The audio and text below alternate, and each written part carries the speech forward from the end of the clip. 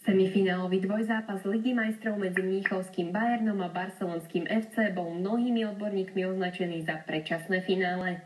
Dôkazom toho bol aj divácky záujem o oba duely. V odvete na Nou Campe sa tlačilo vyše 95 000 fanúšikov.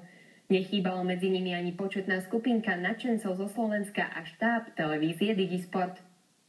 Pýtate sa, čo robíme v stredu ráno 1. mája, teda počas dňa pracovného pokoja krátko po 6:30 na bratislavskom letisku?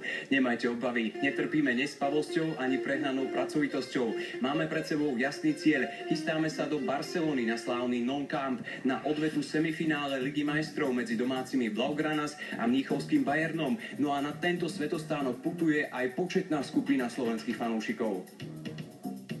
Záujem ľudí bol na Slovensku velikánsky, respektíve vysoký. Bohužiaľ výsledok prvého zápasu ho mierne schladil. Predpokladáme, že nás bude celkovo 150 až 165 ľudí v závislosti od toho, kto sa dostaví z prisľúbených hostí.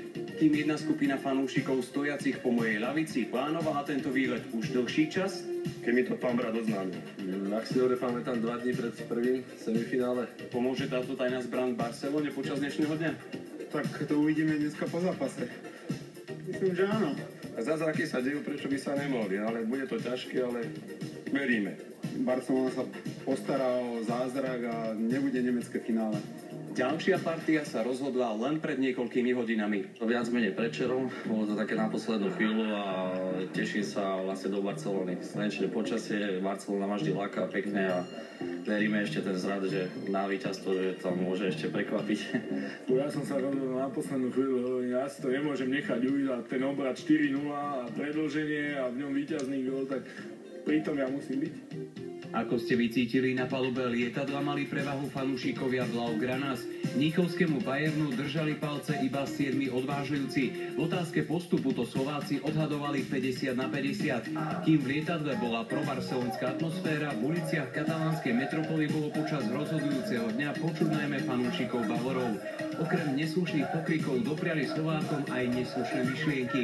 Každý futbalový fanúšik už dobre vie, ako nielen odveta v semifinále Ligy majstrov medzi Kataláncami a Bayernom, ale aj celý tento dvojzápas dopadol. Keďže väčšina Slovákov fandila Barcelone, nálada počas nočnej cesty domov nebola najlepšia. Slovenským futbalovým fanatikom po návrate do vlasti príliš do reči nebolo. A nečudo, veď okrem neskorej nočnej, či lepšie povedané skorej rannej cesty domov, mali za sebou aj zbabraný duel ich obľúbenej Barcelony, ktorá v celkovom účtovaní podľahla v semifinále Ligy majstrov Bayernu Mníchov 0-7.